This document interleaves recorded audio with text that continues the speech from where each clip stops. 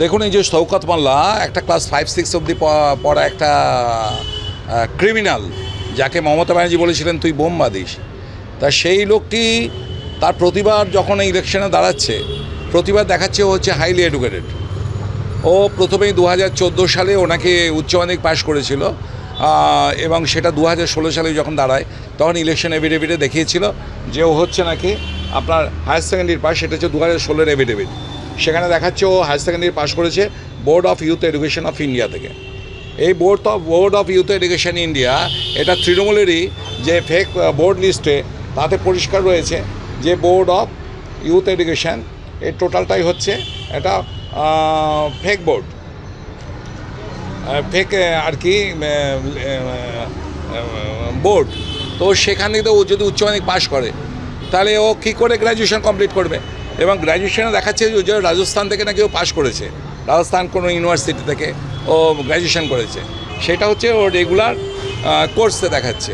তা 2016 সালে একজন এমএলএ, সে 2018 সালে ও নাকি গ্র্যাজুয়েশন কমপ্লিট করেছে, 2021 সালের ও এভিডেভিটে দেখাচ্ছে। তাহলে সে কি রেগুলার ফ্লাইটে করে যাতায়াত করেছিল? এবং তারপরে ও এবারে ইলেকশনে দেখাচ্ছে যে ও আপনার মাস্টার ডিগ্রি করেছে ও একটা ইউনিভার্সিটি থেকে পলিটিক্যাল সায়েন্সে। তো এইটা টোটালটা নিয়ে আমরা ইনভেস্টিগেশন শুরু করি এবং দেখা যায় যে ওর যত সার্টিফিকেট ও এখান থেকে একটা জালি সার্টিফিকেট চক্রের সঙ্গে যুক্ত আছে এবং তার থেকেই ও এই সমস্ত সার্টিফিকেটগুলো ও কিনেছে বা নিয়েছে। তো এটা একটা ইন্টার স্টেট একটা ফেক সার্টিফিকেট চক্র। এইটার বিষয়ে আমি ইনভেস্টিগেশন করতে আমি এসপি অফিসে এবং কপি টু জীবনতলা থানায় এবং কপি টু এসপি অফিসে দিয়ে গেলাম এবং এসপি বলেছেন এটা একটা উচ্চপদস্থ পুলিশ আধিকারিককে দিয়ে টোটালটাই তদন্ত হবে এবং এটা তো সিবিআই ইনভেস্টিগেশনের দিকে যাবে, কারণ যেহেতু ইন্টারস্টেট একটা ফেক র্যাকেট চক্র রয়েছে এবং এখানে যে টাকাকে ইনভেস্ট করেছে কারা কারা জড়িত আছে। যেহেতু অভিষেক ব্যানার্জির দুটো হাত, একটা হচ্ছে জাহাঙ্গীর এবং শওকত মোল্লা, তো শওকত মোল্লার সঙ্গে যে অভিষেক ব্যানার্জির কোনো লিঙ্ক আছে কি না এই ফেক র্যাকেট চক্রের সঙ্গে, এবং অভিষেকের যে আরও যারা পিএ আছে সুমিত, অয়ন ইত্যাদিরা যুক্ত আছে কিনা এই সকলের নাম করে আজকে কমপ্লেন জমা দিয়ে গেলাম।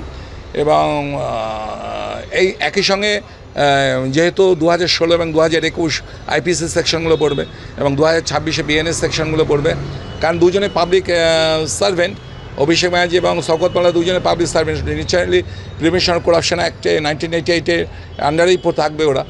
এবং একই সঙ্গে পিপল রিপ্রেজেন্টেশন অ্যাক্টে পড়বে যে একজনে মিথ্যা তথ্য দিয়ে ওরা কী করে ইলেকশনকে এভিডেভিট করেছিল, ইলেকশনে নমিনেশন করেছিল, সেই সব কিছু নিয়ে আজকে কমপ্লেন জমা দিয়ে গেলাম এবং আশা করি এফআইআর স্টার্ট হবে এবং প্রশাসনের পক্ষ থেকে আইনানুগ ব্যবস্থা নেওয়া হবে।